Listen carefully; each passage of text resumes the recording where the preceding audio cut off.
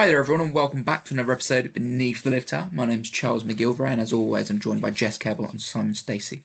We're a fans podcast by fans for fans of Northampton Saints. How are you both doing? Yeah, I'm good. Good, thank you. Always good. first time ever happy to be wrong.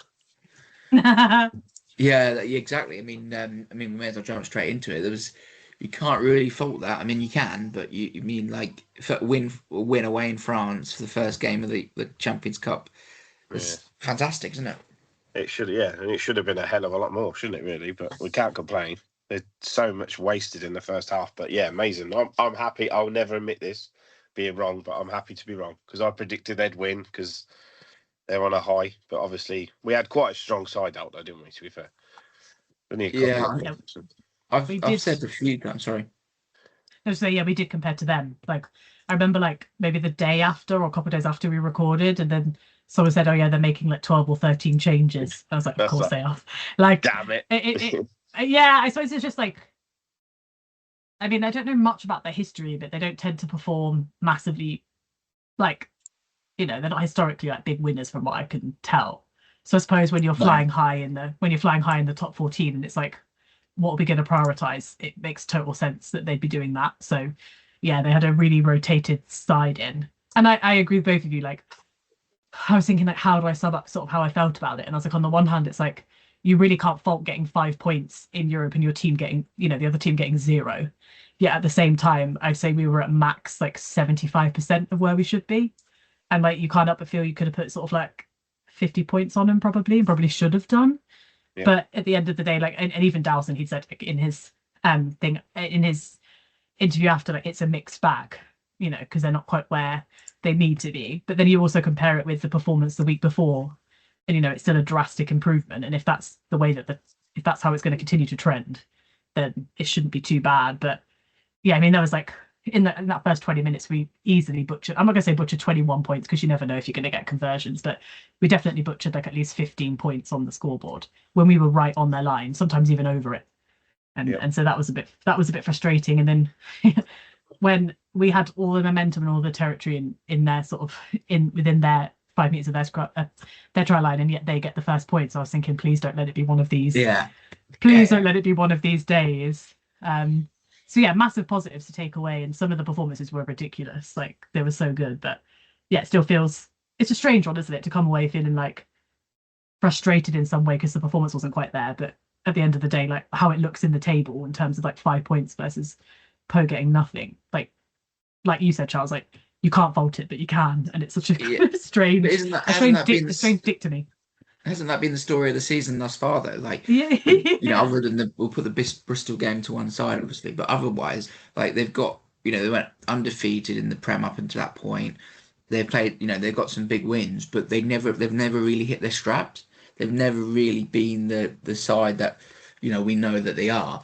I mean, I've said it a few times, like, I just can't wait till we get our best team out on the pitch and we'll see how good they are. And obviously there's a few players still to come back into this side, but just there were a load of mistakes, but just having those players on the pitch, it made it happen and they got the result. It's just that bit of X factor and stardom and just that difference that those particular boys together have meant they got a really good win away in France, because even though they didn't play it their best, I thought there were some good individual performances. It didn't knit together, and I sort of think that's just because of time on the training paddock together hasn't quite been there for a while. And we've got a bit of a run now until the Six Nations, but not the longest. Then they go away for the Six Nations. I sort of get, in my view, if we're still in the hunt and everything, come the end of the Six Nations, there's no stoppages then. They can just build. They can get the time together. They can start, because how good have we been at times? The key part of our attack is that link between Hutchinson and Finn. Yeah. Playing the ball out the back and creating those options. And against Bristol it was a thing, and then against Po it was a thing when that ball went to floor. And it's not the pass and it's not the run, it's the two not in sync together. they're just not linked. Hutchinson's not even been playing that role for Scotland, so it's sort of coming back into it. And obviously England don't play like that, so Finn's not been running that line, and they've not been doing it together. So, like, the more they can get that going, it'll clean up that bit, and then all the knock-ons that we've had out wide, all the ball to them will be cleaner and quick, sharper, and then hopefully you rectify those bits. And yeah, we can get into individual performances, but that's what it is. It's just a bit of a stop-start sort of. They're not quite purring yet. There's a bit of a misfire if it was an engine, right? They're ticking over, but there's a bit of a misfire in there. We just want them purring and smooth, and then like we could beat anyone. That team is they are exceptional. I suppose the positives are that like at least they're trying. Like it's not like it hasn't worked and they've decided to just abandon the whole philosophy, because that would be worse. Like I said, like particularly in that second half when we started scoring and it started coming together, like you started to see what they're capable of when it does click. So I've got no doubts in my mind it's going to click. It's just at least they're continuing to try things. Like the first half was frustrating, but you sort of watched it and thought, that is the Saints that I'm so used to seeing, and therefore I know when it's going to work, and it will eventually. It's going to be like a sight to behold. It's just like you said, at least it was a massive step forward, right? It wasn't like the performance definitely was so far ahead of where it was at Bristol that at least you've got that to kind of work on. Like it is a mixed bag. Like Dowse is not wrong about that, but at least in hopefully in his mind, he's like, well, I'd say graciously they were at 25% against Bristol. I think that's being probably a bit generous. Like, I would say, like I said, about 75% against Post. So that's a big step up, like I said, considering how many people we lost, how many people are coming back in. But there's still a few others that still haven't come back in at all, and they're still going to be introduced hopefully at some point, like with Tommy and Ollie, for example. Like not quite there yet. And I think Langdon is expected to be back around Christmas. Like you think of who else has got to come in and has got to play themselves back into form a little bit as well. That like it's not that surprising that we're a bit of a work in progress. And that also comes with, we said it before, like international success is incredible, and we all know it's incredible. We all feel that way about it, but you sort of have to appreciate that is going to have a knock-on effect. Yeah. Like domestically, and it sucks that that's the case, but it just is the case, especially as it's not like we've just lost the England contingent. Like we've got people from other countries, so we lose a fair chunk. Like I said, 13 14 people to go into vastly different systems individually and then come back into this one. Like I feel like there's a bit almost of like an unfair expectation that it's just going to click automatically, and I just don't think people really work like that. Like I'd love the process to be a bit quicker, but at the end of the day, like I said, if you go to France on a team that, it's a very different Po team, but the whole team themselves as a whole squad is still flying high on the performances they put in and where they are in the domestic league. Like, and they made us work for it, and that's exactly what they should have done. So at the end of the day, like, to build upon that is really positive, and it's 5 points in Europe in what's going to be a very competitive pool. I mean, I saw that Bulls versus Bordeaux game and it was absolutely phenomenally ridiculous in terms of the levels both of those are at, and I've seen the squad that the Bulls are putting forward to come to us, and it's got lots of people missing, which I kind of expected, but the Bordeaux side is probably not going to be the same, so it's going to be a very competitive pool, like as to who comes first, second, third, who gets through into what position. So yeah, you definitely can't fault 5 points away in France, I think. And I think we actually showed that when we're sort of pressed to, we can make smart decisions. Like we're not always just going to try and run the ball. Like we took points when we needed to take points, and we took those 3 at the end of the game. Like I wouldn't have blamed them for wanting to tap and go and try, but I also think it was really smart to go, no, we need to get 3 points here, because like I said, it is going to be close. We need to deny our opponents as many points as possible. So it's good to know that we're getting there, but we're also like it is a smart team. As well. So yeah, I think work still to be done, but I'd actually say that the England guys coming back in, sometimes we've questioned sort of how well they've played when they've come back in. But I mean, to think about like individuals, like Mitchell was ridiculous. Yeah, that performance was ridiculous. And I must say the same about about Dan Robson, who's been around for quite a while. Like I felt like whichever team wins their 9 is getting man of the match. Like those were 2 like really strong performances. But like Mitchell was Mitchell was phenomenal. And like I know we probably have I know we say rose tinted glasses, but let's say green, black, and gold tinted glasses. Like I feel like except for Dupont, who's always going to be in like a weird class of his own, I honestly feel like Mitchell's like probably the second best 9 in the world. Like just the performances he's getting out at the moment. I know other people will argue and will put names forward, but I mean, I'd even argue he's comfortably up there actually, like in terms of how he's been playing. I mean, internationally he was outstanding as Yeah, well. yeah. I'd say he was outstanding in England, but especially when he's allowed to go out and play like that. When you Yeah, unleash him, like he was outstanding. I think the other player that came back from England really well was Alex Coles. Like yeah, Pete, like yeah. Both we Alexes, yeah, saw what he obviously went all right with England, but he plays a very yeah, different game with that England squad. When he's in the Saints team, he's a unique player. There aren't second rows that are taking passes, pops off the nine, cutting angles, breaking through, and having the composure to give it back to him to run under. Like yeah, he's just a unique player when he plays for us. He's all over the place. It's like yeah. outstanding. It's the modern dilemma of being a modern Saints fan, though, isn't it? We're moaning we haven't scored 50 points away in France when we couldn't get a win in France 20 years ago. And that's the thing.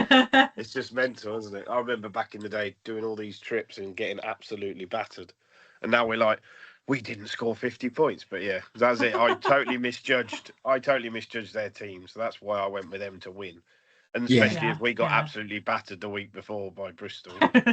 So I was just like, yeah. Yeah. So, but No, it exactly. was, And like you said, we have to make those judgments as well, like before teams come out, yeah, and we assume you always have to make the assumption that teams are going to go full strength, right?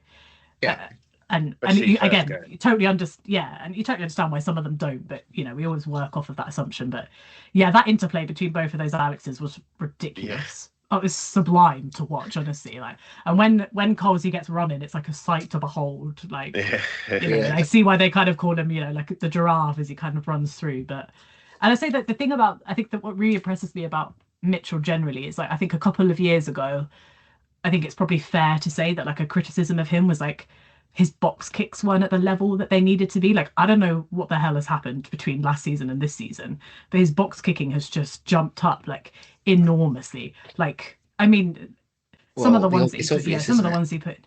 It's obvious what's happened. He went on a Lions tour where all they did was box Yeah, kicks. They got yeah. a All bit they of did was do it. practice. Yeah, but like he's obviously put so much work into it, and now they're just like uh, whether he does them so that people could compete or whether he does them just to get out of the danger zone and like go for territory. Like they're spot on, Yeah, and I some think of we his really distance saw that. kicks, some of his Yes, yeah, distance exactly. kicks quality. Yeah, Whereas it used to be that it always felt like he was under pressure every time he was kicking and like something wasn't quite working. And yeah, he's obviously put like a huge amount of work into that. And now like I feel like every aspect of his game that he needs as a scrum half is like not just there, but it's like at such a high level. Um, it's that yeah. snap to like you take the ball at the Mm, we don't necessarily do these long caterpillars where you've got like three men, so you've got yeah. loads of space to the nine, right? We tend to do one long player, put their legs back, so he doesn't have as much protection. But what he was possibly doing a bit too much before was picking the ball up, having a step, composing himself, and kicking it.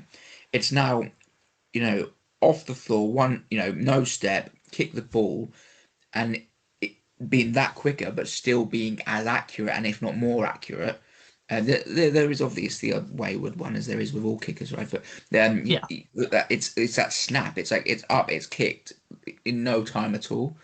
Whereas you look at other players in our squad, other players across the Premiership, they pick the ball up, take a step, and then kick it, and it's like that extra step gives that moment for the player charging down that split second of time, Yeah. to push them under pressure, and it becomes a rolling thing, doesn't it? You're under pressure from your first kick, and therefore the pressure's on every single time, and it gets on top of players. But Mitchell's just composed as anything, and he's operating at a million miles an hour. Yet he's got composure in everything he does. He's operating at a very, very high level at the moment.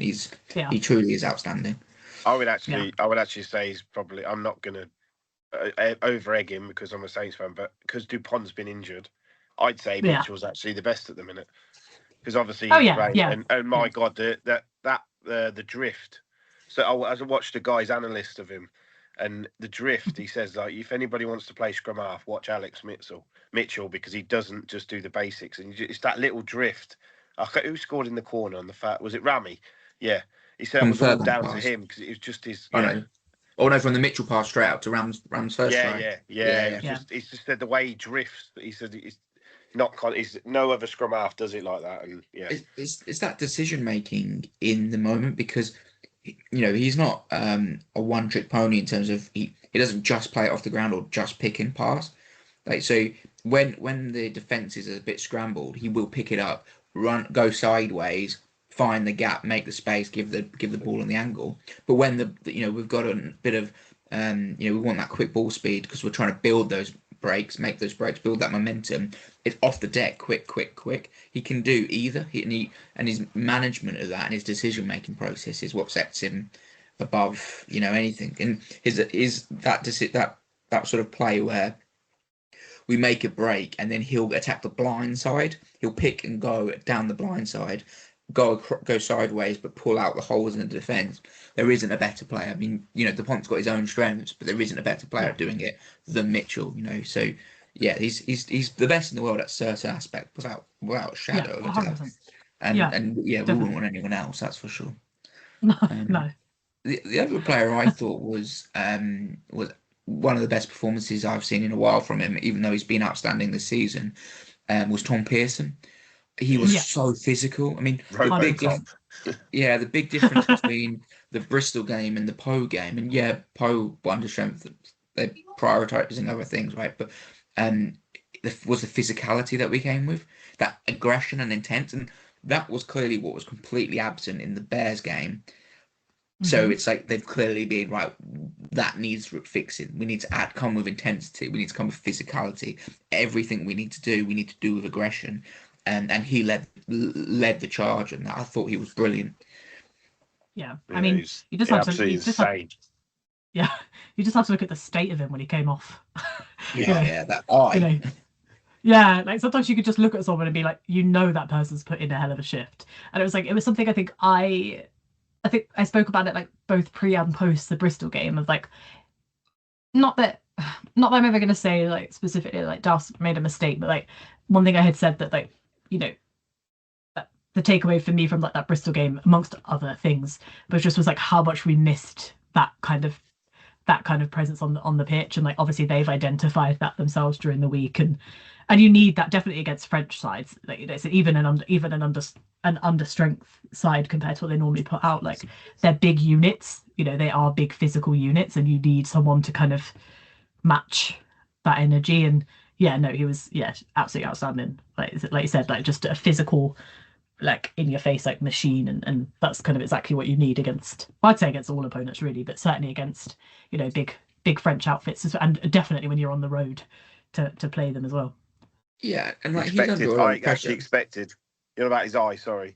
Like when you turn around, I expected to see like metal under it, like the Terminator, because he done so much work. The T1000. Yeah, the T1000. Yeah.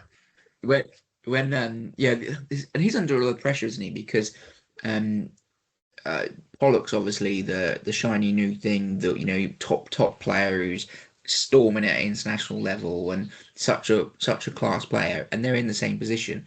And it would be, I know, but they do different things. I still think he's a 6. Yeah, but like Pearson's got a lot to play up to. He's got a lot of challenge for his spot. And this season, it's like I honestly think he plays no matter what. Like you find room elsewhere, whatever it may be, but he is playing every week because he is on form and deserves his spot probably more than a number of players in the squad at the moment. He is the one who's hitting his straps, performing at the highest level, and he brings exactly what we want, which is aggression, physicality. He's just been outstanding this season. I just think maybe because obviously the Bears game we thought it was strangers on the bench and Graham played, and I'm a massive fan of Graham. I was calling him for a start at 8 even ahead of Augustus. I thought he before his injury his form was outstanding and he'd been great this year. I just think with contracts potentially being discussed at the moment, and they mentioned on the TV that he potentially has been linked with the Red Bulls, etc. Maybe it's a case of the coaches are thinking we need to give him some game time so that he doesn't get this idea that why would I be a bench player at Saints when I can go and play every week for the Red Bulls. And I don't know whether something like that sneaks in or whether it's just they rotate the squad because we've got so much talent in the back row. Exactly that. And you mentioned the chosen one. He's already in every single Frenchman's head, isn't he? My God, they were booing him warming up. Why? Like, what's I he have ever done to no Poe? idea. I don't know. He hasn't It's like played for someone said, us, like, and he he hasn't hasn't played played him. against No. Poe. So why the hell would they? Mm. I don't know why they. Yeah, The they thing is, absolutely did him. it's one of those where, like, I think when it first happened, I used to feel like, oh, this is like a really crappy thing to do. But the more I think about it, the more I'm like, if you want to paint him as the pantomime villain, do it, because you aren't going to like the result. Because the He result loves will it. be, He you loves know, it. that he'll do. I always think back to like last season when we played Cast and they went for him so hard and all it did was just completely blow up in their face. Like his Yeah. performance that day, like, and against them was unreal. So I was like, if you want to make him the pantomime villain, do it. But I think it's a really stupid thing to do Yeah, in terms of like he's buoying him up for the game. Because the reality is that like I know everyone talks about like, and a lot of the England players have said it, like, oh yeah, he's an idiot, but he's our idiot, and all that kind of stuff. But like, you still get the, you know, the kind of vibe that like he's actually and we've seen him in interviews, like he seems like a very nice, actually quite down to earth person. But he will play up to that role if you want him to. And the problem is that like and I'm surprised that teams still do this because and the one thing I actually noticed, like I think we'd said it when we played Leinster last season, I was like, I guarantee that they look at that Cast game and they decide not to go after him because it just unleashes like the beast within, and they didn't. They kind of laid off, and they seem to realize that actually like doing this is just going to, you know, light an extra fire because there's already always like a fire like in his belly to kind of go. So, you know, I feel like he's probably one of those players who's like, you know what, do it. I'd rather you did it. I think he just that's the thing. He just loves it. He just loves the Yeah. game. There's like this Yeah. energy with him and this like love for the sport and the game, etc. That yeah, the booing and all that sort of stuff from the opposition, it thrives. It's very different to if we think back to the sort of abuse that Owen Farrell got when it was from his own Mhm. fans and it was Yeah. you know and it was just beyond the pale. Whereas it's opposition and it's sort of and Pollock is the character that can take it, you know, and Yeah. it's sort of he's become a pantomime villain. It's not like just pure hatred of the human. It's like pure just like pantomime villain-esque, and it's sort of Yeah, in yeah, panto season as we are now. It's sort of fitting. yeah. Oh no, he Yeah, hasn't. But the thing is, I think the thing that is like, it's one of those where it's like, you know, at least in sort of like my lifetime of like watching rugby, like it's probably my first ever experience with seeing someone who like his like pure love of the game is just written all over his face and in his body language every time he's on the pitch. I was like, you don't yeah, have a single doubt. There's not a single doubt in my mind that like, oh, he's just doing it because he's good and it's a job. No, that kid absolutely adores the game and what it is that he's doing, and therefore, you know, and like Genge said it in his interview after England, like it just makes all the other players feel the same way. It helps them to kind of like rediscover their love for the game if it's gone, or kind of give them a whole new perspective on kind of the game and the fact that like you're probably going to perform best when you're just out there enjoying yourself. I think that's why he fits in so well at Saints as well, because I feel like that's the whole philosophy of Saints, right? That like yeah, if you're enjoying yourself in training and you're having a good time with your mates, and Dinger said it best when he did his like statement when he re-signed. He was like at the end, and I think Mitch said the same thing. They both said, you know, at the end of the day, I'm playing rugby with my mates. Like, what could be better than that? Um, and I think that's why we have been doing so well over the past couple of seasons and why he fits in so well. But yeah, he's like such a unique person for me. Like I said, he's like the first person that I've ever really seen watching rugby where I'm like, oh, you can tell how much he yeah. just absolutely loves his job. And that's not to say that others don't love their job. It's just, it's a very different way of presenting it to the world, as it were. Yeah, there's a bit of an amateur sort of vibe with him. Like it's like he just loves it. Yeah. Yeah, it's not like it's not a job. It's not like you know, with some people, it's like they're very professional. It's a job. They love it, obviously, but they're just the way they act is very professional and measured, etc. He's like got that sort of buzz for a week. I'm going to play rugby at the weekend, and that's what because it's like what I love doing. You know, it's not just that I'm great at it and I get paid to do it. It's like I would be doing this whether it be on a Sunday on a park somewhere, or whether it be at the Gardens or at Twickenham, whatever. He just absolutely loves it. So if we move on to, I think there's a few players we can sort of discuss as well. I thought Hendy was sort of almost back to his best, and working with the back three. You know, up until Ram got his red card, etc. I thought the three of them were outstanding. I think Furbank is unreal at the moment. He's back to what we've missed. It's like we went so long without him, and you sort of, you don't really forget, but it's like it reminds you again of just how good a player he is. That difference he makes to our attack is like the pass to Ram for the second try, just outstanding. Yeah. His speed at the back to get her onto an edge and create space, his bravery to attack. He's just an outstanding player, and it's so good to have him back firing. Indeed, totally. Can't say anything different than that. It's good to see Rambo back as well. I know he got red carded, but well, yeah, he was looking good though, wasn't he? Looking good. If he hadn't got red carded, I think he'd have probably been man of the match. I know Mitchell was insane, but Ram was everywhere. But possibly, yeah. It's good to see him back. I think the thing with Ferb to me is like what just seems to like just defy my belief every time I see him is like, you know, he was out for 4 months before he had that one.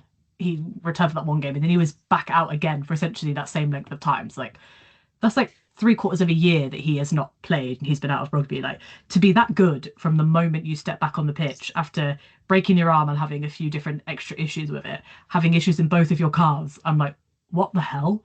Like, it's ridiculous. Like, you know, and I think it's also really good. Well, it's fantastic from a Saints perspective, but you also think that like, and this is no shade on like Freddie Stewart or Marcus Smith or anything like that, but you can't help but feel that like he keeps playing like that. He's a shoo-in for 15, like during the 6, like because that level is like it's insane to me. And I remember we said the same when he made that one appearance sort of after he'd done the arm, and it obviously turned out he'd come back a little bit too early. But even then, like he'd had 4 months of not playing any rugby, and he was sensational before he had to come off.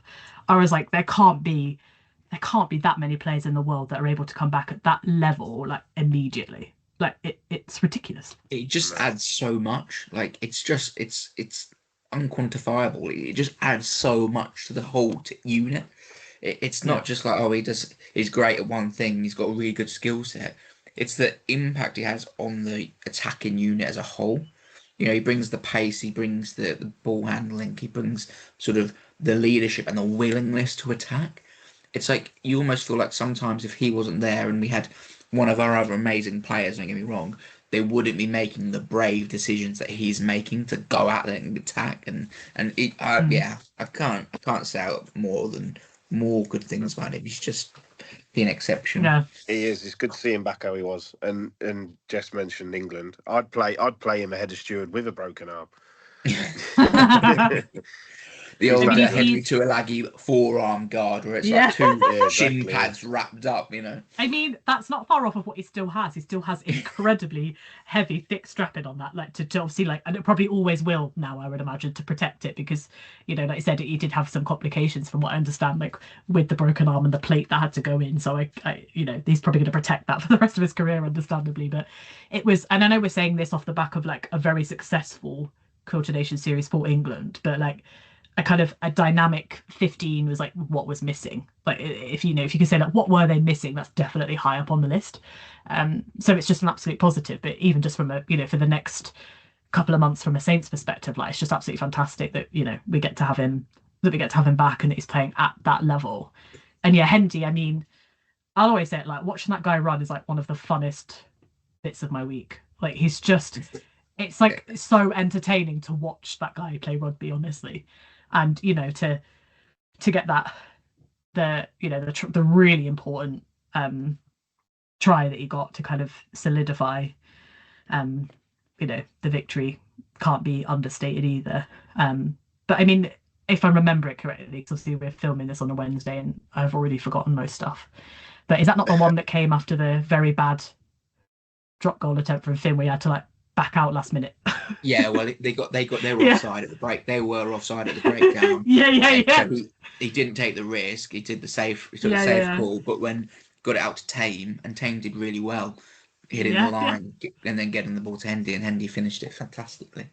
I got to say that also shows like I also think Finn himself is like getting back to a really good level, considering he's really not played much rugby, and I think we're sort of really underutilized, like from an England perspective. And again, I know we're saying that considering they won all their matches, but you know, to be able to in that split second not just know that you've got to change your course of action, but like to do it in such a way that it sets you up for, you know, scoring a try. Like he had to make that decision with like the smallest amount of time that you probably have to in that situation. And it, there was a lot of pressure on that. And I think attempting the drop goal was definitely the right decision, like in the immediacy. But obviously, like I said, like the fact that they were offside, but they did, cotton onto it really quickly. A lot of things could go wrong in that situation, but he seemed to stay a bit like you said, like with Mitchell doing things so quickly, being able to stay calm and composed and collected. Like I think that we can say that about Smith as well. Yeah. And then Ram with Ram as well. It's unfortunate, isn't it? Like I'm not gonna. I think we probably shouldn't get into the ref again, but I'd say like out of all the decisions he made, that's probably the only right one he made on the day, outside of like scrum penalties. Like I think that's it's pretty bang on. I think it's kind of hard to argue with, and obviously like since then he's had the today it was obviously released that he has the 2-match ban, like the same as Tadaro, which obviously is a bit difficult for us because we now don't have to for at least 1 week we don't have Tadaro or Ram, and so we really desperately need an Ollie or a Tommy to be fit, to be honest with you, like, as we head into the next rounds. But I feel like you can't really complain about that. I think he's gone for the ball, he's got his eyes on the ball, but then he very clearly grabs the player and pulls. Like I really don't think it's the only thing I really disliked is the insane level of play acting by the guy that got tackled. Yeah, the winking. The winking. It wasn't just winking. It was laughing, and then him sort of like smiling and all of a sudden putting on a really pained expression all of a sudden. I was like, you don't need to do it. Like, we've got cameras, the TMO is going to come in. Like, it's a pretty obvious card. Like, and I felt like he wasn't the only one that kind of play acted up, and I felt like it really affected the way that the ref that game. But it really wasn't particularly pleasant to see. I was like, you're going to get the decision. Like, you don't need to do this. But yeah, I feel like that's two weeks in a row really where we've made a mistake. There's nothing intentional in it or like malicious or anything, but I think the right results have come from both of them. And again, that just really speaks to the result, right? Getting 5 points away in France when you spent 20 minutes with 14 men at the end of the day. You really can't do that much complaining. No, and I think actually, you know the lad. Sorry, I was going to say, the lad that happened to, that Ram pulled down. Yeah, I read somebody met him after the game. He's another link to Saints. He's Olivier Bruzet's nephew. Yeah. Okay. Yeah. So, another link to the Saints. Yeah. I think that's the thing. Like you said, you can't really, whilst they were weaker, etc. It's still away in France, and to come away with a result, as we said, is and not to play our best. But I think the one thing that really we did do amazingly well and gave us the platform and got us out of a lot of trouble was the performance of the scrum. And I think this season, like, we all loved Ferg, and Ferg, was a tremendous coach, etc., etc. But and to be fair, Ferg wasn't dealing with a JJ in the second row, which sort of has its benefits to the scrum. But I thought that the scrum just was outstanding. To go away and drive them off their ball and dominate at scrum time away in France, just like I said, with the mindset coming out of the Bears game, where we clearly lost that physicality and that intensity and that aggression, that was rectified, and that might have been one of the main focuses for the week. And I'm sure going to France, play away with France, one of the key intensities would have been no scrum, no win, which is one of their main things. And the scrum turned up and dominated from start to finish. Like, they took their scrum, then they're tired off after half an hour, didn't they? Because he was getting obliterated by Fischetti. Yeah, and it's really unfortunate as well, because like they do that, and like, because like we had obviously done that the previous week with like Manny, but they do that, and then the problems weren't solved. Like both front rows, like both sets of props were like on such an insane level against them. I was like, you almost felt, you sort of, not that it's like necessarily fully accurate, you sort of get to a bit of like, I kind of feel sorry for you, because like this is going so bad. Like, it's going so badly. Like, I think we must have had maybe 1 or 2 actual completed scrubs, and everything else went our way. Like, yeah, the referee didn't help, but yeah. it was ridiculous. Like, yeah, it was just such a good level, and like you said, and from everyone, like, because of obviously they brought Fischetti back in as well to start, but I also felt like it was really important for like Manny to come on and have a good performance, to sort of be like, look, last week was, well, I felt like last week was a little bit of like some of the decisions that should have gone our way didn't, but also a case of like he probably felt like he had to set that right, and whew, boy did they. I mean, and I've also got to say the same about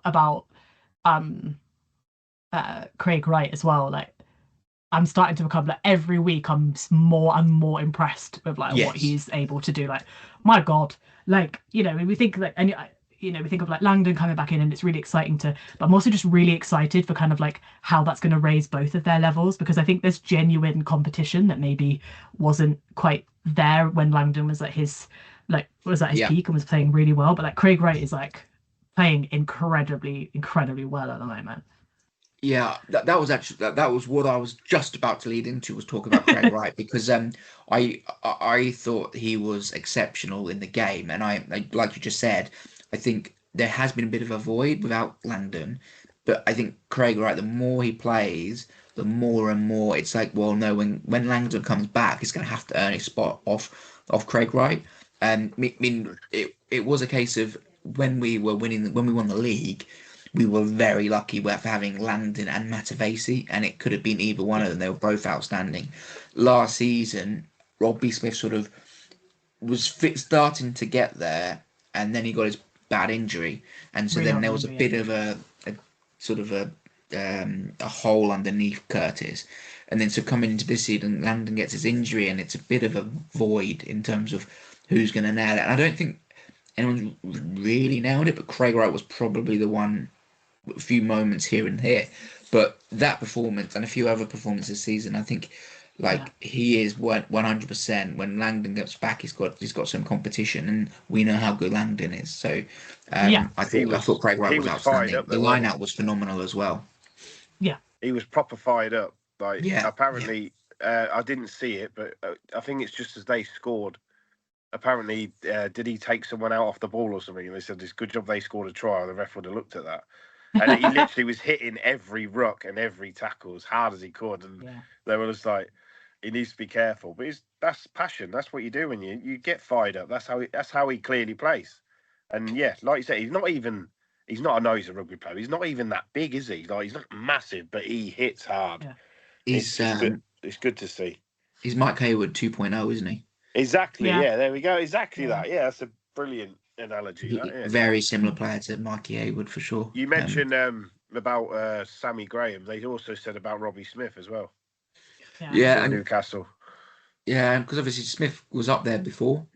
He's played for them before. I'm not sure whether we signed him from there or whether he went elsewhere and then came to us, but he spent quite a bit of time up there. So it's interesting. I mean, anyone who's out for contract at the end of this season is going to probably be linked with the Red Bulls because they've got a huge amount of they've got a huge amount of cap to spend, and they will spend up to it. And you've got to think, we don't spend up to the cap.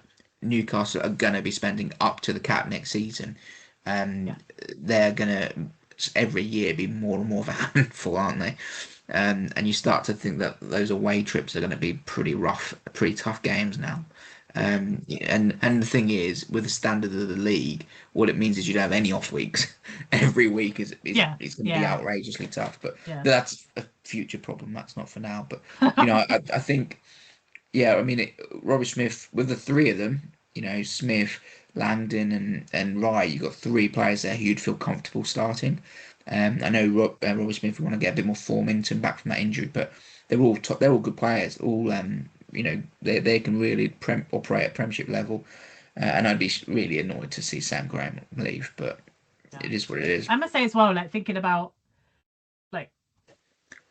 some of those positions in the forwards as well. One thing I sort of noticed, and the team went with this because they kind of had to, didn't they? But and because Coles was rested, but a Coles and JJ 4 and 5 combination works so well together just because of how different they are. And this isn't me saying that Prowse is a bad player, because he's not in any way. I think Prowse has had a really, really strong season so far, but just there's a massive difference between Prowse and JJ together versus, and some of it probably is just because Coles is a level above in terms of he's an international player, but I just think that as a pairing works really well because of how different they are. Having two really big people at 4 and 5 just it isn't really workable as a solution, to be honest.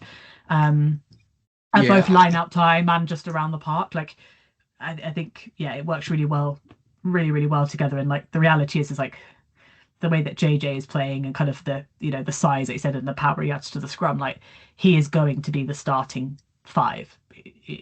That just is. So. But just sort of notice. Do you see a certain Alex Moon in the changing rooms afterwards? Yeah, Yeah, doing yeah. the shoe song. Yeah, doing the shoe army.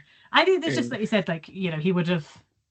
It's not just that he's everyone believes in the once a saint, always a saint. It's also I suppose the fact that like he kind of grew up with a lot of the people that he played with, and there's obviously very close bonds there. And I'm pretty sure it's not the first time that he's been to a Saints game to support Saints since No. then. But Yeah. yeah, no, it's really nice to see him in the in the changing rooms and still being really close to their brother. One thing I noticed after when Francois Van Wyck, when he moved to Leicester, he was at Saints games as often Yeah. as he could. It's a bit more difficult now. He's much further away. But just going to tell you, like the closeness of the bond between players like that, and that there's obviously something about being at Saints, playing for Saints, being at the Gardens that keeps those relationships really close. But yeah, fantastic to see him. Obviously, we'd all love for it to be because like he's going to come back or something, but I don't think that's a realistic prospect at this point. But No, at I least doubt it. But it would be amazing. yeah, it would. Yeah, but good to see him there and supporting, and you can't miss him. He's ginormous. Even crouched down, you'll never miss that guy on camera. Doesn't he play for Bayonne? Yes.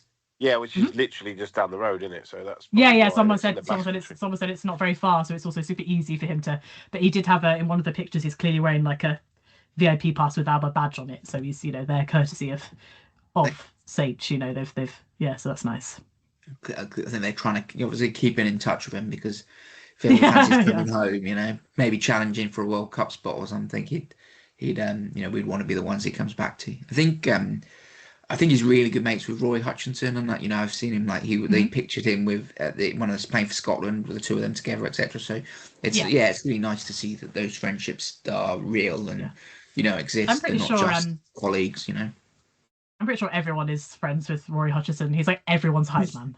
Like I remember like prior to the Lions, like the amount of times you'd see him commenting on each of the 4 guys that got selected, like Lions ? Like he's like the squad's hype man, isn't he? Like, it's probably like impossible not to get on with. But yeah, so yeah, definitely nice to see him there and celebrating with them as well, like as with the result. So yeah. Yeah, I think you're right though with the balance between the second row. Like, there's no knock on Munger, Lockett, or Prowse. I think other than potentially Cole slipping into 6, I think Coles and JJ are probably out. By far the starting second row, and they complement each other really well. Like you said, they bring completely different games, and I think to have a second row like JJ, who's not quite got the mobility of some other players, other options, balances out by Coles, who's got more than your average lock.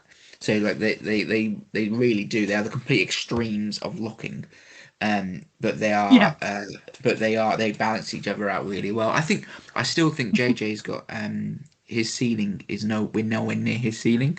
I think I think there's a huge growth in his handling still.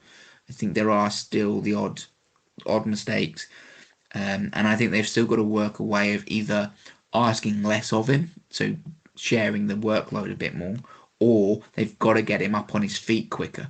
And I know that's a tough ask when you weigh 1 billion tons and are massive, but he's still lumbering a bit. I think if we can get him rocking around and absolutely firing, he could be an elite level, real top of the food chain rugby player.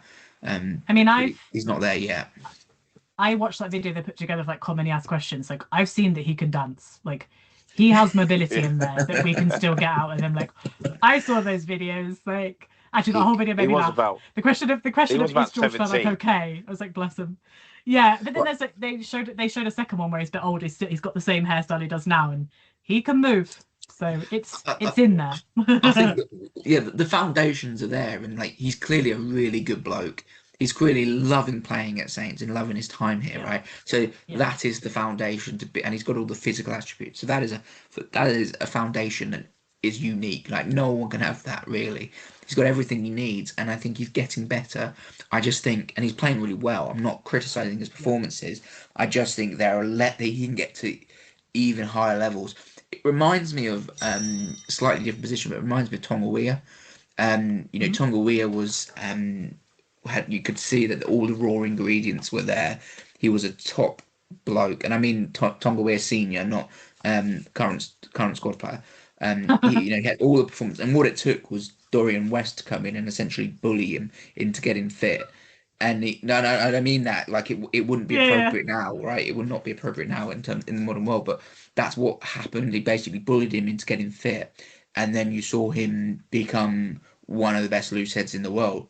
The performances with us, every other club in the world wanted him. He ended up going to a big money move over to France and it was all because he got in shape, and they just took him to the ceilings, which you could see were there, but he wasn't hitting them. And yeah, I think in the instance of Tonga Weir, it did take Dorian West, route one, bullied him into getting fit.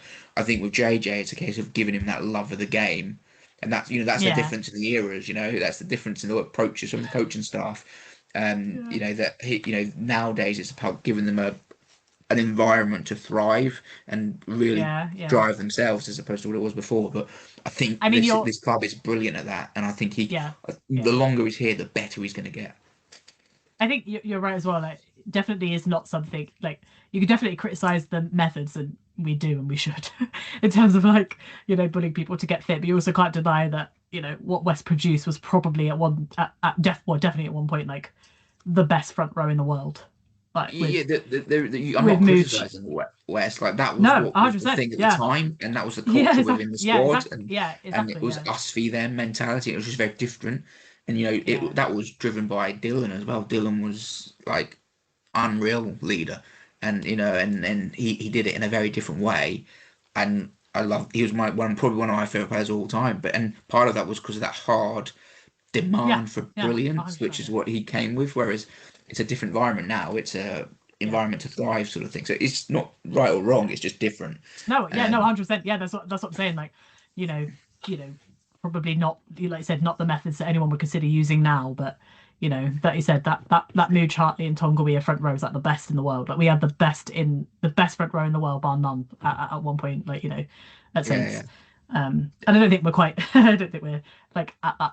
And that's not to disparage the players that are quite at that level now, but I feel like there's the ability to, like, based on sort of what we're seeing so far, like there's the ability to at least get to kind of the best in the Prem is probably like a starting point. Like it's there, and I know that like you both said the same thing about you understood that Saints bringing in someone new in the scrum to like get fresh perspective, but you felt like Fergus had done a good job. But it does kind of show you that sometimes a fresh perspective, not a better perspective, just a new one, because sometimes just unlock something. It can just yeah, unlock and I said that's absolutely nothing on Fergs, because like if it was the other way around and we had Yakko first, and then we had Fergus. It could be the same thing, right? A fresh perspective unlocks something new. And what it really does show is that it probably was the right time and the right call that they made to bring someone in. And then conversely, like the news that came out today that James Craig, Sam Vesti, and Douse have signed a new contract is also like yeah. fantastic. But we still do need stability there. But like,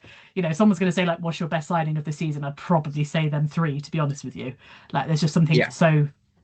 there's something so I don't know, I suppose unique is the right word, to be honest. There's something so unique about the style with which they coach and what they can get out of players, and how and like we said that about Pollock, like his ability just to be like free to be who he is. And I feel like the rest of the squad feel that way as well. There's so many different personalities, and you see it coming through from all of them. I would say that's probably for me, and that's not we've had some incredible re-signings, but if someone's gonna say like who would you want to re-sign out of everyone, I'd probably have said the coaching team. So 100%. I mean, it's not well, they're obviously outstanding coaches, and Vesti's clearly one of the best attack coaches in the world. But having them there is the reassuring knowledge that they're gonna do the right thing. That we're developing our own talent, we're encouraging them to play, and we're gonna play in this manner. Like that is what we want. The fear would be someone else would come in. Um, much like Wayne Smith did when he came in and did an amazing job, but he came in and he ripped up what we had before, and got rid of the academy and just picked players from around here and yeah, everywhere, and got a good culture, and built a really good side and was very successful. But it wasn't the way they're doing it now, which is just perfection in my views. It's building your own, bringing these young lads through, watching the cycle of them developing, reaching the peak, and then we'll get a cycle again. And because also it can go the other way, like the Alan Solomon's period when they tried to do that and destroyed the culture, right? So having that stability and that knowledge that you've got good people doing the right thing with skill and talent as well, there is perfection. The coaches call it. It's also that I also say it's the message it gives out about the club, right? Because there's no way that other people, we know they have, right? That other teams, internationally and domestic wise, will have been interested in them, right? As individually as coaches and as a setup. And I know that the concern at one point was like maybe Vesti's going to go with England, and that I still see both of them making that step up eventually, like 100%. But what it does just say is like it really highlights how like attractive the club is, like, and how much they want to be able to coach this kind of talent. Like all it's doing is sending out a really positive message to people that are still in the academy of like these world-class like coaches want to stay here because of how good the setup is, how good the program is. And the same when sometimes you do need to bring talent in, right? Like bringing JJ in, bringing Finn Smith in, bringing Tony Bellew in, all those kinds of people. Like we're going to have to bring people in every so often in certain positions. And it just feels like keeping that kind of coaching setup that's renowned for being really good, that has definitely had interest from other teams, but they've chosen to stay here, just kind of sends out, I think, such a positive message about the club and where the club is at, because they would have been well within their rights to be like, look, we've maybe not achieved everything we wanted to, but we've won the Prem, we've got to the European final. Like they'd be well within their rights to move on if they wanted to, but they very obviously don't. And I think that's a really good thing to say about the club and where the club is. I don't think they're finished. I think it's definitely a key thing of like, if they want to win a European title, they want to go a step further. But we've had plenty of coaches over the years that haven't won anything with Saints, and so and they've already hit really good highs, and other teams are interested. You've got to thank Mr. Boyd for that, though, haven't you? Because I know Vesti came from over the territory, the enemy, but all the other ones are all ex-Saints players, and none of them had real experience. So it's all down to Mr. Boyd, who said at the start he was going to do this, and it's just blossoming, isn't it? And now they're like you just said, they're sought after. If Borthwick hadn't have done so well in the autumn internationals, they may have been sniffing for them then. You never know. But yeah, it's just good. I'm glad. Do you know how long they've signed for? I didn't read the article.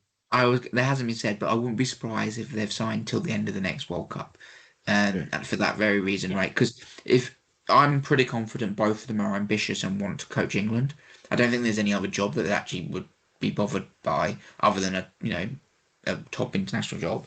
So if they want to put themselves in the frame to being taken over from Borthwick potentially, if he delivers or fails to deliver at the next World Cup, whatever decision they then make to move him on, if they're at this club, which is sort of on the precipice of being really good again, they can get that momentum and take it through, and then come the end of that next World Cup cycle, if England decide to change, they'll be in their prime position because they can ride the success of this squad, put themselves in the market to be taking on those sort of roles. I would not be surprised if that's the length of the contract to the end of the next World Cup. Yeah, because like that. I mean, I honestly don't feel like it matters what happens over the next couple of years. Like, there's no way Borthwick is not in position until then, because it's just be a crazy position, a crazy choice, I think, to change someone that close out. So yeah, you got to think it's it's at least a couple of years, which is again like really really positive. But yeah, there's like things are just going sort of well. Like I know he's he's serving a ban right now, but Todaro being player of the month, like the first one for the Prem season, like for October, like is an incredible achievement. Like, just tells you how much he kind of burst onto the scene. Like, only 19, getting his international call up. Yes, obviously at the moment he's not he's not playing, and that ban I think was deserved after what happened. But yeah, it just kind of shows where we're going as a club, and like as long as our performances continue to grow from last weekend, then this should be another really competitive season for us. Like Europe is going to be hard, right? Like I don't know what's going to happen, but I realistically still feel like Bordeaux are going to top that group. I'd be surprised if they didn't, let's just say. So you've got to figure you're getting through in second, and so we know that we're hopefully through it in second. So knockouts get a little bit more difficult. But that's also, but I also think that this win away in France, this was the potential. But I think a weakened Bulls team at the weekend should be a win. I think Scarlets I mean, if we lose that, let's burn everything up and start again because you can't lose that. That's right. And then so what it does is set up almost like a knockout match Yeah. against Bordeaux away, because that's going to be the decider of the group essentially, because um, I think both teams will be going into that game undefeated in the top competition, and it's also a rerun of the final. If it goes the way I expect it to go, what a game that's going to be. Exactly that, but you're saying that, but we played him in the final with a patched up team, and I reckon the squad we got now is 1,000 times better in depth. So you never. I know it's away, but yeah, I think we're a lot better. We're a lot better nick now than we were when we played him in the final. Oh, I think it's less. And we got the Pollock. We got the Pollock. Pollock's going to be in all their heads still, isn't he? I feel like it's less about us though and more about them. It's like I watched their performance. Obviously, they played away at the Bulls, and Bulls had some serious talent playing in there. Yeah. And Bordeaux were unfortunately absolutely sublime. Like that performance was out of this world. It pains me to say it. So it's not even necessarily me thinking about us. I'm thinking that, like, if Bordeaux put that kind of game on the park, can I see us winning away then? No. But it's also one of those that it's going to have so much history from the final, what happened in the final, their absolutely ridiculous reactions to Pollock afterwards, that like it conceivably could get into their heads. Like absolutely. Like I feel like it's going to be, like you said, Simon, like, as much of a kind of mental thing as much as it is a physical thing. And you could argue, yeah, they won in the finals and maybe they've got the edge there, but also there's an incredible edge that you can give yourself, like being an underdog. Like I think we beat Leinster because we were the best team on the day, but I also firmly believe that us being put down as the underdog so heavily inspired them. And the same with like when we played Bulls away, right? And we got the win last year. Like, it was an incredible victory, and sometimes we thrive under pressure. I would still say on balance, like if Bordeaux put that performance on the park, I think they are a crazy good side. But yes, like I said, it is almost like treated like a knockout. It probably will have that energy to it, and it is rugby, and anything can happen. But you also have to think of, the reality is that our poor performance in the Prem does mean, if we don't top that group, the knockouts do become a bit tougher. But then you could also conversely argue that probably most of our best performances in Europe last year came on the road, and you can't ignore that side of it too. That's the thing. Like, you're right. You're bang on. Like, on paper, and Bordeaux are such a phenomenal side, and off paper they're a phenomenal side, and we've not been at our best. But there is that sort of like underlying thing with this side, that when the fixtures get bigger, so do the performances, and that's an issue. Like, that shouldn't. I don't know whether that's right or wrong, whether you want that or not.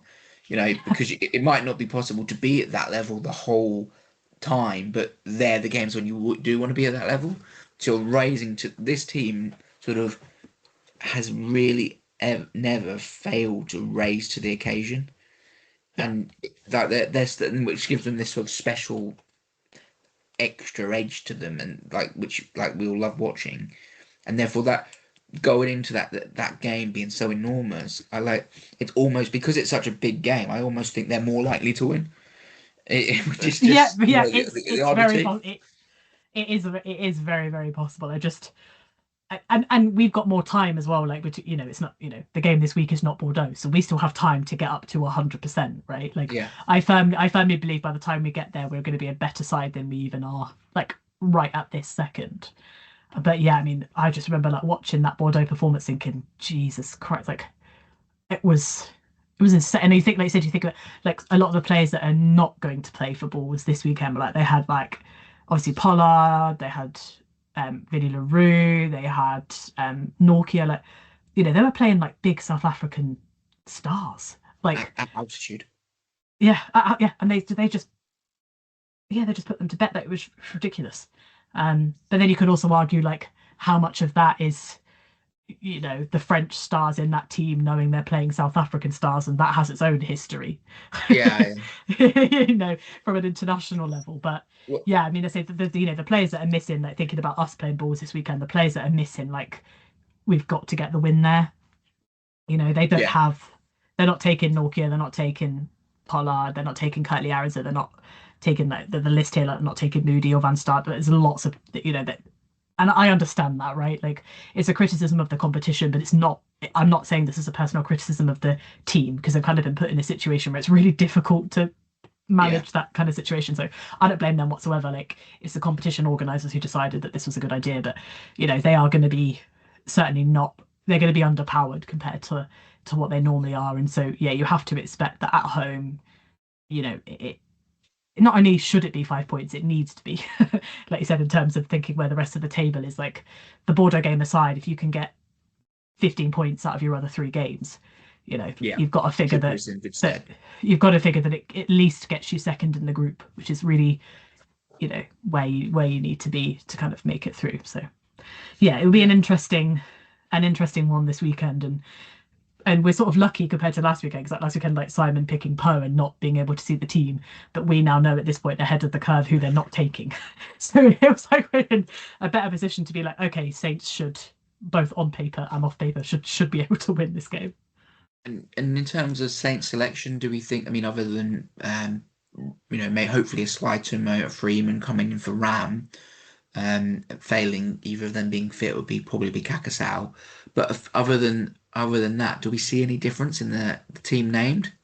I wouldn't say I feel like the only thing they potentially do is swap Iogan and Fischetti around just to manage them, like in terms of one starts 1 week, one starts the next, because I think they were both incredible and they both did really well.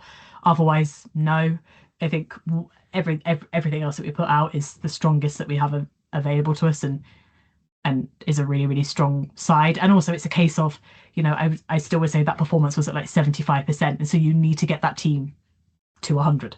And so you need to be playing them. And like you said, some of them still don't have a lot of rugby under their belts in terms of like domestically, like Mitch, Coles, even Ferbs, they have not had a lot of time with this team. So I think I think you just need to leave it alone. I think Pollock will start. Just for because he always gets the buzz in the crowd. Maybe. Who for though? I know. No, that's the question, because I'm not sure I think Pollock is probably due a start, but I couldn't imagine dropping Pearson because he's on fire, and Kemeny is almost really fundamental now for our line out. So I imagine he plays, especially when you've got JJ. So at least with Kemeny, it gives you another world class jumper. So therefore, it's like, well, does Pollock start at 8? That I could see happening, even though Chick adds a different thing. He's a robust workman, getting through a huge volume of work and real physicality and grunt, and like you need that. So I wouldn't be surprised if Pollock starts at 8. It all depends on what Pearson, how badly Pearson got. His eye was cut. He's obviously put full energy into that match, so he might be absolutely knackered. He actually played for a long old time with that, so I'm guessing it's not. Swelling might come out though. Swelling, definitely, yeah.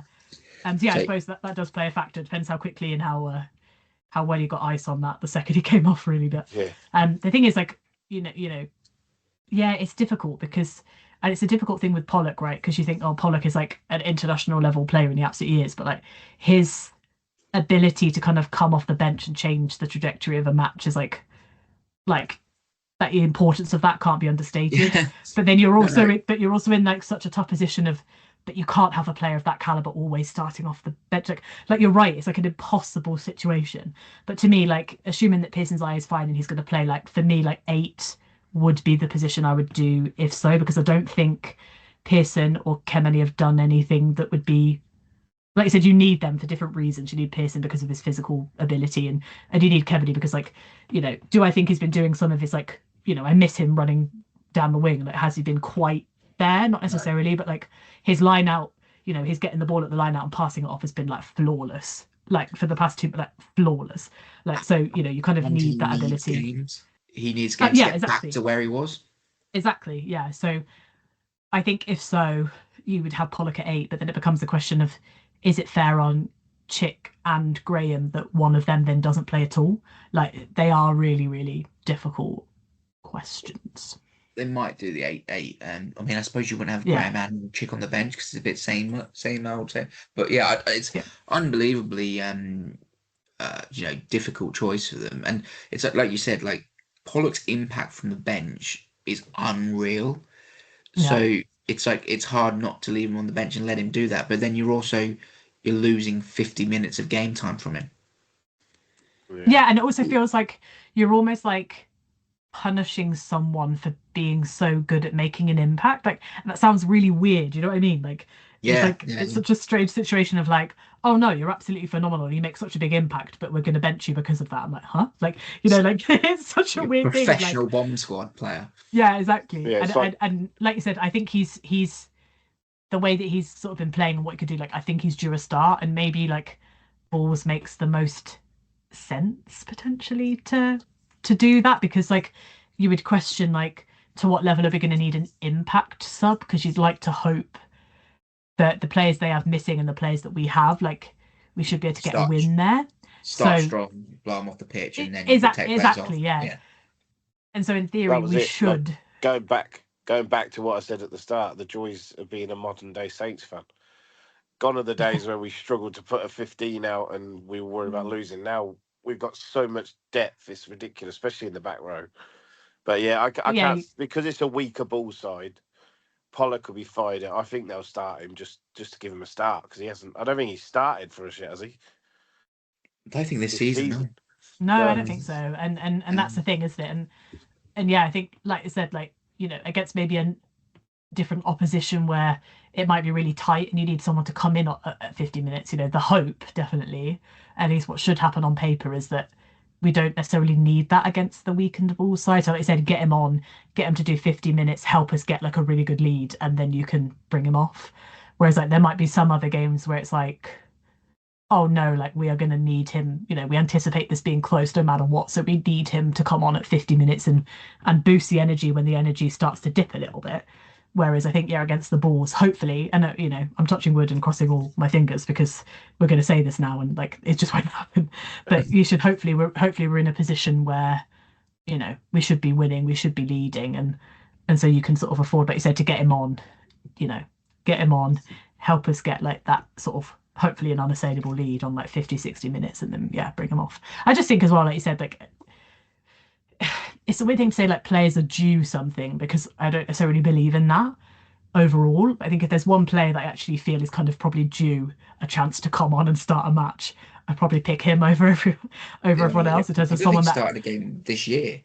No, so I'm just like I feel like he kind of deserves the opportunity to kind of show that he's not just an impact sub. Like if you bring him on, he can do a really good job for 50 minutes. Like, he's worth more than, and that's not to say that teams don't think he's worth anything, but in some ways, I think he's worth a bit more than just the 25 to 30 minute cameo. Like he can also do incredible things if you start him and play him for 50 minutes. You got to remember, we're still talking about. I don't use this in a derogatory word. A kid. You're talking about players that are like nearly hitting 30, and you're like, we've got to start there. Is he 20 or 21? I can't remember how old he is. 20, I think. It's 20. 20, yeah, I think, yeah. It's insane, isn't it?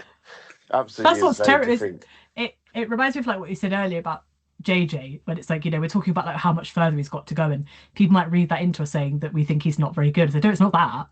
It's the fact that like if you think of how much further he's got to go, like it's terrifying, because look at the level that he's already sort of hitting. Like there's errors in there, but if that's the kind of not quite top level, and that's already where he's at, and that's how I feel about Pollock. Like he's this good at 20, like how good he's going to be in 5 years like should terrify the whole world, to be quite honest with you.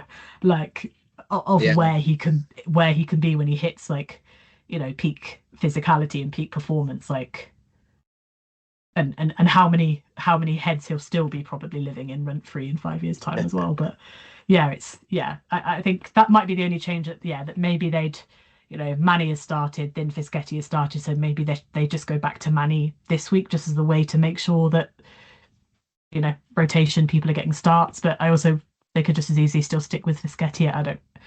I think they'll make it, that could be an either or situation. But outside of maybe Pollock swapping in at 8, and obviously we need a new winger, but outside of that I wouldn't touch anything else, to be honest.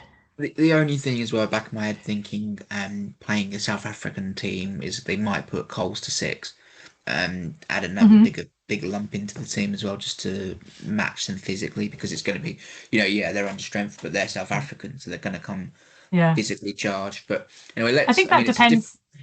That, as I said, that also depends on kind of who you've got to kind of replace him at 4. Because you've got Prowse, but whereas I think like if Munger is back fit, for example, like that could potentially work. You put Munger in with JJ and Alex to 6 potentially, but there's a few permutations that they could go for. But I think there are certain positions they're obviously not going to touch, like 9, 10, 12, 13, 15. They're all set. Hendy is set, whichever wing it ends up being on. Obviously we don't know where people are with fitness journeys, so can't really talk about what's going to happen with the other wing. But you've got to think that Kakasau is next on the list if Tommy and Ollie aren't fit. I'd have thought so. Yeah. Or Litchfield. By the way, I've got a nickname for Pollock. I'm going to call him Nelson, because he absolutely destroys the French, so he's in all their heads rent-free, isn't he? So he's Admiral Nelson. That's his name. Admiral Nelson, yeah. Or the Chosen One, we've coined the Chosen One for a while. Yeah. Anyway, let's wrap this up now. So, predictions last week. Obviously, me and Jess were never in doubt and got the result right. But we neither of us got us quite within the margins, and it says it was a null dead heat between the two of us. This week, it's going to be a tough one to call, I think. But let's go with you, Jess. Who do you think?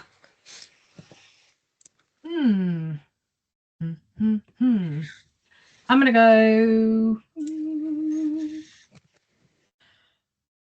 big, because I want to manifest it into existence, because I felt like we should have got that last weekend and we didn't.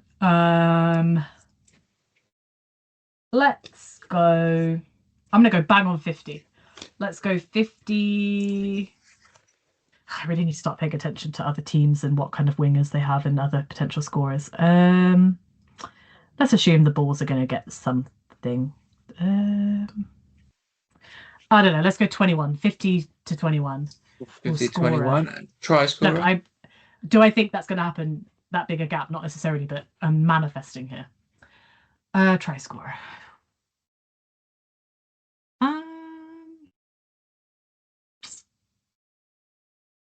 Let's go Mitch again. Mitch, just good option. Just because he's like on such a high right now. Didn't I? I had Mitch last week, didn't I? I think. You did, but you also predicted Poe would win. So Yeah. I was playing the game. Yeah, well, badly. Just close. I was going to go 54-21. 54-21 and try scorer. I'm thinking. I'll go Hendy. Hendy, yeah. I've actually gone Hendy. I've gone exactly the same margin as you, Si. But I've gone with we're not going to score as much. We're not going to break 50. I've got 45-12. I think they won't score as much. So, and I will go with the South African JJ getting a score against. That's what I did. Bulls. That's what I did last week, and I swear it's like the one time he hasn't. I was like, for God's sake. Yeah, it just depends on the game sometimes, and whether we get those drives around the 5 meter line. Because if you can create opportunities where you're like on their line, you generally he's going to score. It's almost like every time we've had those opportunities, he's come away with a try, because how do you stop a man that big? Exactly. Yeah. Yeah, and then with the shoulder. With Mitch, I'm just going to assume he's going to dummy someone. He's going to pretend to pass and he's going to just snipe his way through. Yeah, he's just more class than he. So it's a good shout. Ridiculous. But anyway, we shall see. Thanks so much for listening. It's been another good chat. We've had a lot to talk about seemingly this week, which is good. But we very much looking forward to getting back to the Gardens this week and watching the Saints and this great Saints and all our best players back together. It's very exciting. So thanks for listening. I've been Charles. Jess has been Jess. Simon's been Simon. Thank you very much. Goodbye. Bye.